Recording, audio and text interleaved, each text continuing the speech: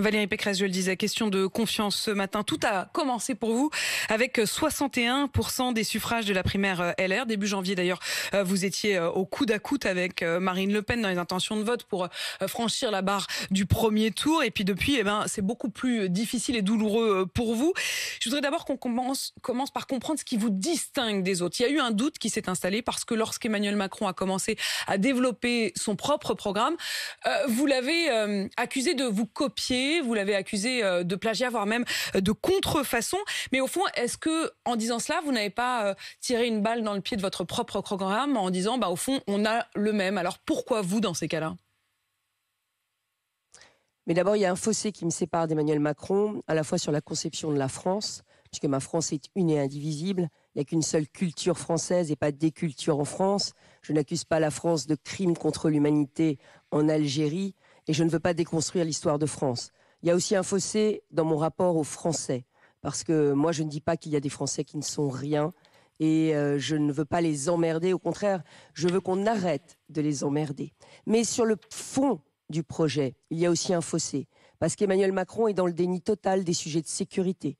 Vous avez vu ce qui s'est passé cette nuit encore à Sevran. Moi, je veux ramener l'ordre dans la rue et l'ordre aux frontières avec une politique de quotas migratoires. Emmanuel Macron n'a rien de tout ça dans son projet.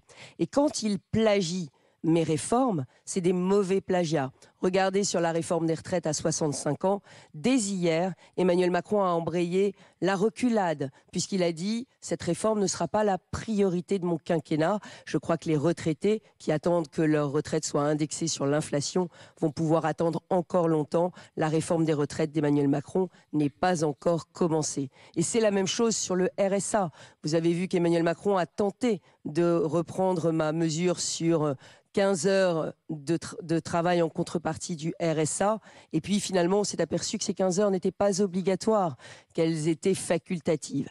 Et enfin, il y a un dernier sujet, la dette et les déficits. Moi, j'assume de dire aux Français la vérité. C'est qu'il faudra résoudre ce problème de la dette et arrêter la fuite en avant des dépenses. Est-ce que vous avez vu qu'Emmanuel Macron a refusé cette semaine d'envoyer la trajectoire budgétaire de la France à Bruxelles? Ça veut dire qu'il cache les comptes.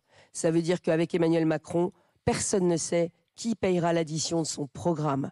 Emmanuel Macron se dissimule, Emmanuel Macron se transforme, c'est un illusionniste et ça n'est certainement pas un homme de droite. Il cache les comptes de la France. Pour vous, il y a véritablement un tour de passe-passe, un refus de transparence?